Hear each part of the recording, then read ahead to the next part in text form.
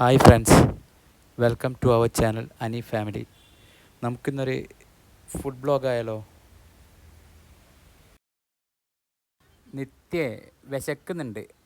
നമുക്ക് മോന്താക്കടയിൽ തട്ടുകടയിൽ പോകണോ, ബാലേട്ടൻ്റെ ചായക്കടയിൽ പോകണോ? ബാലേട്ടൻ്റെ ചായക്കടയിൽ ഇതുവരെ പോയിട്ടില്ല, അങ്ങോട്ടേക്ക് പോയാലോ? എന്നാൽ ഓക്കെ, എന്നാൽ അവിടത്തേക്ക് പോവാം.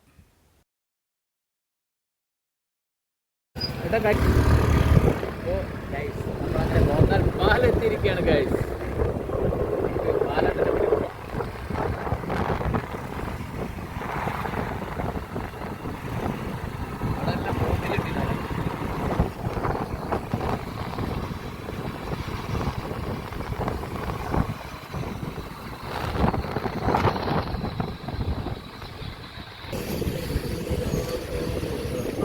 ചായക്കട, നമുക്ക് ബാലേട്ടൻ്റെ ചായക്കട പോയിട്ട് എന്തെങ്കിലും കഴിക്കാം, എന്തെങ്കിലും കിട്ടുമോ നോക്കാം.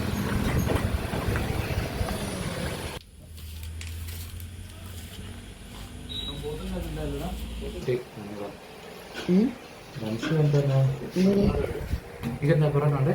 അതല്ല പൊറോട്ട ഇപ്പത്തിലല്ലേ?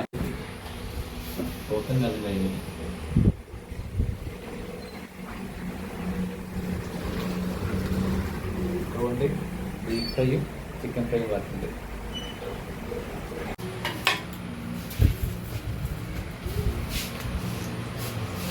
നെയ്പ്പത്തൽ പൊറോട്ട, നിത്യക്ക് ചിക്കൻ ഫ്രൈയും എനിക്ക് ബീഫ് ഫ്രൈയും. കുരുമുളക് ഭയങ്കര ഫീലിംഗ് ആണല്ലോ.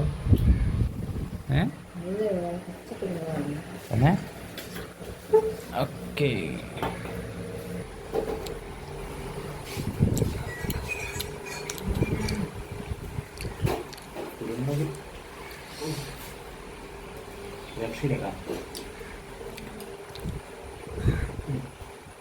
പൊറോട്ടയും അതിലേക്ക് കുറച്ച് ബീഫ് ഇട്ടിട്ട് നല്ല ഇങ്ങനെ മുറിച്ചെടുത്തിട്ട്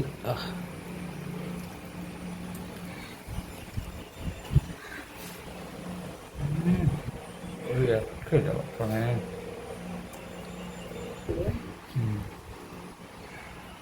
ഉണ്ട്. ഇവിടുത്തെ സിഗ്നേച്ചർ ഡിഷായ പോത്തുംകറി കഴിക്കണമെന്നുണ്ടെങ്കിൽ രാവിലെ തന്നെ വരണം. രാവിലെ ഒരു 10 മണിക്ക് മുമ്പേ വന്നാൽ കിട്ടും. നമ്മൾ ലേറ്റ് ആയതുകൊണ്ട് നമുക്ക് എന്താ കിട്ടിയുള്ളൂ, ബീഫും ചിക്കനും മാത്രമേ കിട്ടിയുള്ളൂ. ബട്ട് അതിൽ നമ്മൾ ഹാപ്പിയാണ്. അടിപൊളി ഫുഡായിരുന്നു. അയ്യോ, എന്തൊരു പാവാന്ന് വെച്ച്.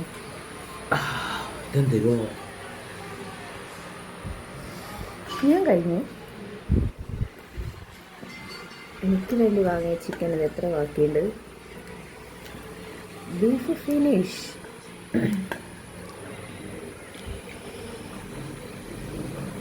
നല്ല എരിവാണ്, അതായത് നല്ല കുരുമുളകിട്ട് വറ്റിച്ച ബീഫും നല്ല കുരുമുളകിട്ട് വറ്റിച്ച ചിക്കനുമാണ്. നല്ല ടേസ്റ്റൊക്കെ ഉണ്ട്. പക്ഷെ നമ്മൾ എരിവ് അധികം കൂട്ടാത്തത് കൊണ്ടായിരിക്കാം നമുക്ക് എരിവ് ഒരു പ്രശ്നമായിട്ട് വന്നത്. പക്ഷെ കുഴപ്പമില്ല, നല്ല ടേസ്റ്റൊക്കെ ഉണ്ട്. അല്ല കഴിഞ്ഞില്ല, വല്ലാത്ത ആസ്വാദനാണല്ലോ. നന്നായിട്ട് വെള്ളം കുടിക്കുന്നുണ്ട്.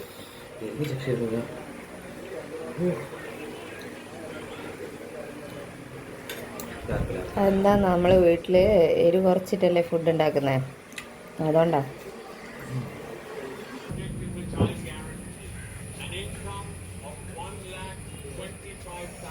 കയറി വന്നപ്പോൾ തന്നെ എൻ്റെ കണ്ണടക്കിയത് ഇതില്ല. എന്തൊക്കെ ഐറ്റംസ് നോക്കി.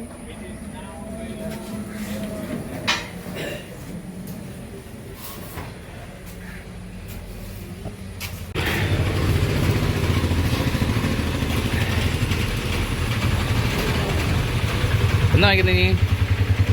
പേടയാ?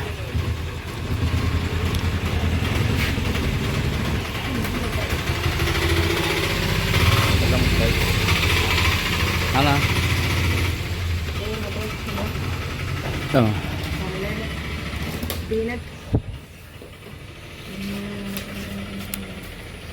എന്തോ കടല മുട്ടയാ സേമിയത്തിനല്ലേ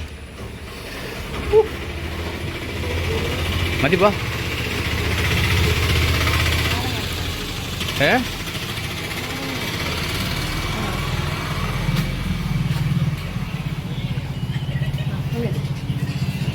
നമ്മൾ പേട തന്നെയല്ലേ